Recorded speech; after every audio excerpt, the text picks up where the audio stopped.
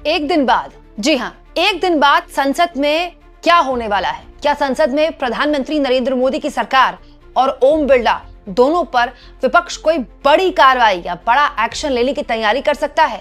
दोस्तों, अब इसमें कर सकता है जैसा कुछ है नहीं, क्योंकि दो सबसे बड़ी पार्टियां संसद के अंदर, बीजेपी और कांग्रेस, दोनों अपने सांसदों को व्हिप जारी कर चुकी है। व्हिप एक 3 लाइन का नोट होता है जो सभी सांसदों को पार्टी जारी करती है, और इस व्हिप के जरिए वो डेट बताती है सांसदों को कि इस डेट से इस डेट तक आपको हर हाल में संसद में उपस्थित रहना ही होता है। और अगर कोई सांसद किसी कारणवश उपस्थित नहीं रह पाता है, वो अटेंड नहीं कर पाता बैठक संसद की, तो उसको बताना होता है पार्टी को, नहीं तो उस पर एक्शन हो सकता है, पार्टी उस पर कार्रवाई कर सकती है। और ये जो व्हिप है दोस्तों, ये हमेशा तभी इशू होता है जब किसी तरह की कोई वोटिंग होनी हो। दोस्तों, ये व्हिप हर पार्टी कोई भी पार्टी जारी कर सकती है, अगर उसके 2 सांसद हैं तो भी वो जारी कर सकती है। पॉइंट ये है कि ये व्हिप जारी ही तब होता है जब पार्टियों को ये समझ में आ जाता है कि वोटिंग होने वाली है। आप जानते हैं दोस्तों, संसद सोमवार को एक बार फिर से बैठेगी, और इस बार जो लोकसभा का सत्र है वो काफी लंबा रहने वाला है। 9 मार्च से करीब 2 अप्रैल तक, ऑलमोस्ट 1 महीने के आसपास का वक्त है। और इस बार संसद में जबरदस्त तरीके से जो शुरुआत होगी वही एक्शन के साथ होगी। आप जानते हैं दोस्तों, लोकसभा में अध्यक्ष ओम बिरला के खिलाफ विपक्ष पहले से ही एक अविश्वास प्रस्ताव लेकर आया है।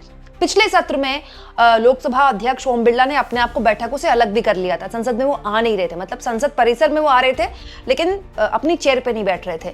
जानकारी ये मिली है दोस्तों कि 9 तारीख को, यानी कि सोमवार को, यानी कि एक दिन बाद लोकसभा अध्यक्ष पर जो अविश्वास प्रस्ताव है उसी दिन बहस हो सकती है, और उसी दिन देर शाम तक या रात तक उसके बाद उस पर वोटिंग भी हो सकती है। और अगर वोटिंग हुई तो दोनों ही पार्टियां, चाहे वो कांग्रेस हो चाहे वो बीजेपी हो, चाहती होंगी कि हर हाल में व्हिप का पालन हो और उनके अपने सांसद तमाम संसद में मौजूद हो।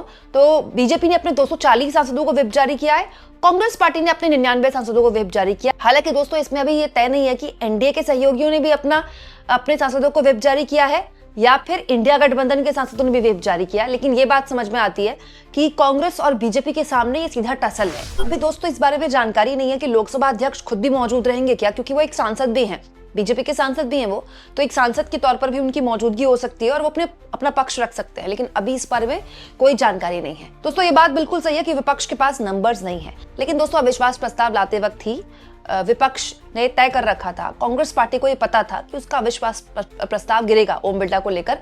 वो इसलिए करना चाहते थे कि वो दिखाना चाहें कि वो ऐसा कर सकते हैं। दोस्तों, इसकी वजह भी आप जानते हैं, जन नरवणे की किताब राहुल गांधी रखना चाहते थे, उनको नहीं रखने दिया गया। उसके बाद कांग्रेस पार्टी और एक विपक्ष के सांसदों को पूरे सत्र के लिए निलंबित कर दिया गया। इसके बाद दोस्तों ओम बिरला ने ये तक कह दिया कि कांग्रेस पार्टी की कुछ महिला सांसद थी जो कि पीएम की कुर्सी तक पहुंच गई, कुछ अप्रत्याशित हो सकता था, इसलिए मोदी जी को उन्होंने कहा कि अनुपस्थित रहें, और उन्होंने उनका आग्रह स्वीकार कर लिया। और उसके बाद ओम बिरला के चैम्बर में काफी चीखम चिल्ली मची सांसदों की, और उसके बाद जो कांग्रेस पार्टी के सांसद हैं उन पर आरोप लगाए गए बीजेपी द्वारा कि ये मोदी जी को, मतलब उनके लिए जान का खतरा बन गए थे, और ओम बिरला के चैम्बर में जाकर उन्होंने गाली गलौज की। ये बीजेपी का आरोप था, जिसके बाद कांग्रेस पार्टी नाराज थी और वो अविश्वास प्रस्ताव लेकर आई ओम बिरला के खिलाफ। तो ओम बिरला पर तो वोटिंग 1 तारीख को होगी, ये तो जानकारी है। लेकिन क्या सरकार पर भी हो सकती है? दोस्तों, पिछले सत्र में जब सरकार संसद में थी तब से लेकर अब तक बहुत ही तेजी से घटनाक्रम बदला है, बहुत ही तेजी से। इन पिछले 7-8 दिनों में, जब से ये पूरा युद्ध शुरू हुआ है, कुछ चीजें हैं जिस पर बात होनी चाहिए। ये तो मीडिया सरकार के तलवे चाटती है, नहीं तो मैं आपको यकीन दिलाती हूँ कि अगर 2014 से पहले वाली मीडिया होती तो या तो किसी मंत्री के, 1-2 नहीं, कईयों मंत्रियों के इस्तीफे हो जाते, या फिर सरकार में प्रधानमंत्री को संसद में आकर बयान देना पड़ता, या फिर राष्ट्र के नाम संबोधन देना पड़ता। क्योंकि दोस्तों लगातार कुछ ऐसी चीजें हुई है जो हमारी सॉवरेंटी पर, जो हमारी संप्रभुता पर एक तरह से मतलब बहुत चिंता पैदा करने वाली बात है। विपक्ष भी ये कहता है, और आप देखिए कभी ऐसा नहीं हुआ दोस्तों कि हिंद महासागर में अमेरिका घुसकर हमारे गेस्ट पर, जो हमारे कहने पर आया था, ईरान के युद्धपोत पर उन्होंने हमला कर दिया दोस्तों, तब जबकि अमेरिका हमारा एलाय है, हमारा स्ट्रेटेजिक पार्टनर है। वो कैसे हमारे दबदबे वाले क्षेत्र में घुस गया, हमारे बैकयार्ड में घुस गया, और वहां घुसकर उसने उस कार्रवाई को अंजाम दिया, और भारत की तरफ से 24 घंटे लग गए इस पूरे मामले में बयान देने के लिए। मदद भी श्रीलंका ने की दोस्तों, और इसकी गूंज केवल भारत में नहीं है। भारत की मीडिया तो सरकार को हर बात पर बचा लेती है, लेकिन इसकी गूंज पूरी दुनिया में है। आप देखिए, अमेरिका का इतना बड़ा अखबार है न्यूयॉर्क टाइम्स, उसमें तक खबरें छप रही हैं कि ये जो वॉरशिप सिंक हुआ है ईरान का हिंद महासागर में, वो भारत के लिए पॉलिटिकली, मोदी के लिए पॉलिटिकली एक बहुत बड़ी मुश्किल है।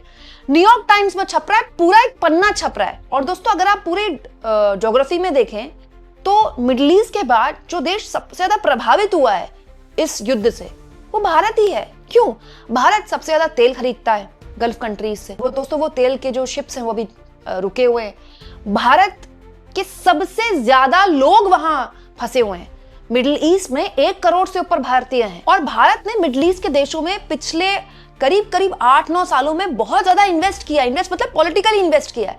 वहां के देशों से, वहां के किंगडम से अपने संबंध सुधारे हैं, और इजराइल से भी भारत सरकार कुछ ज्यादा ही करीब आई है इन सालों में। और दोस्तों, इन सब के बीच हमारे हिंद महासागर में, हमारे प्रभाव के वाले क्षेत्र में अमेरिका घुस आता है और वहां एक वॉरशिप को निशाना बनाता है, और पूरे के पूरे जो युद्ध का दायरा है उसको बढ़ा देता है, और हमसे बिना पूछे ये सब कुछ करता है। दोस्तों, ये इस संसद सत्र में भी मामला उठेगा। ऐसा नहीं है कि संसद सत्र में विपक्ष सरकार को छोड़ देगा।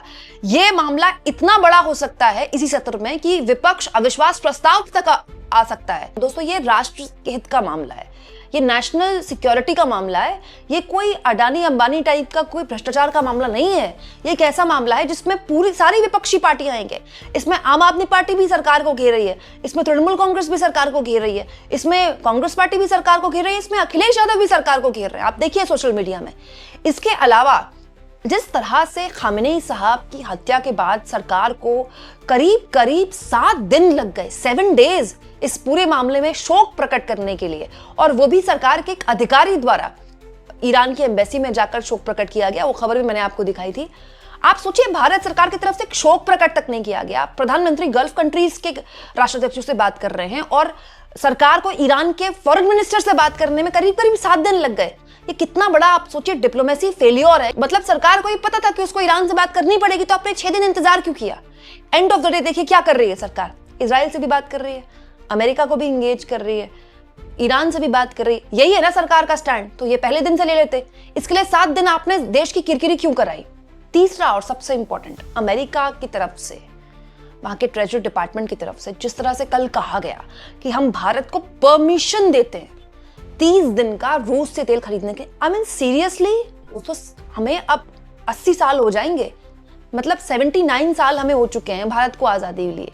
आज तक किसी मुल्क की इतनी औकात नहीं है कि वो भारत को कह सके कि हम आपको परमिशन देते हैं।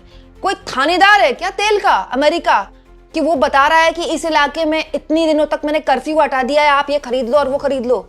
अमेरिका स्वघोषी दरोगा बन गया है तेल का, और हम उसको बनने दे रहे हैं। आप सोचिए, न केवल अमेरिका द्वारा इतनी अपमानजनक बात बोली गई भारत पर, बल्कि भारत की मीडिया इसको मास्टर स्ट्रोक बता रही है कि बताइए, मोदी जी का ये ऑयल डिप्लोमेसी है कि 30 दिन की परमिशन दिलवा दी। मतलब ये शर्मनाक बात है दोस्तों। और 30 दिन की परमिशन किससे दिलवाई? रूस से, जिससे हम तेल खरीद ही रहे थे। पहले तो आपने अमेरिका के कहने पर तेल खरीदना बंद किया, अब अमेरिका की परमिशन पर आप तेल खरीद रहे हैं, उसको भी मास्टर स्ट्रोक बता रहे हैं। तो ये भारत की विदेश नीति की फेलियर से कहीं बड़ा है, और ये सिलसिलेवार तरीके से हो रहा है। ये ऐसा मामला है जिस पर इस सरकार को पूरे संसद में जवाब देना पड़ेगा। आप देखिएगा, इतना जबरदस्त तरीके से ये पूरा का पूरा सत्र हंगामेदार रहेगा, क्योंकि ये नेशनल इंटरेस्ट का मामला है। दोस्तों, ये सरकार बात बात पर नेहरू और इंदिरा गांधी को याद करती है ना, ऐसा तो कभी नेहरू इंदिरा गांधी ने भी नहीं किया। दोस्तों, मेरा आंकलन ये कहता है कि अगर इसी तरह से टकराव बढ़ता रहा और सरकार ने बजट सत्र का जो पहला हिस्सा था उसी तरह से खराब फ्लोर मैनेजमेंट किया और विपक्ष को अपने उसमें नहीं लिया, कॉन्फिडेंस में नहीं लिया, तो सरकार के सामने विपक्ष का अविश्वास प्रस्ताव का भी खतरा मंडरा सकता है। मतलब वोटिंग भले ही अभी ओम बिरला पर हो रही हो, लेकिन आने वाले वक्त में इसी सत्र में ऐसे ही टकराव बढ़ता रहा और भारत को लेकर इस तरह ही खबरें आती रही, तो फिर सरकार के सामने एक भीषण संकट खुद को बचाने का भी खड़ा हो सकता है। दोस्तों, अभी तो इस युद्ध को करीब 8 दिन ही हुए हैं और अभी तो सत्र शुरू भी नहीं हुआ है। अगर ये युद्ध 15 दिन और खिंच गया, 10 दिन और खिंच गया, संसद में आप देखिएगा सरकार जवाब देने लायक नहीं बचेगी, सरकार की हालत खराब हो जाएगी। सत्र है भी लंबा दोस्तों, और इस बार नेहरू और इंदिरा गांधी के पीछे भी नहीं छुप पाएगी सरकार।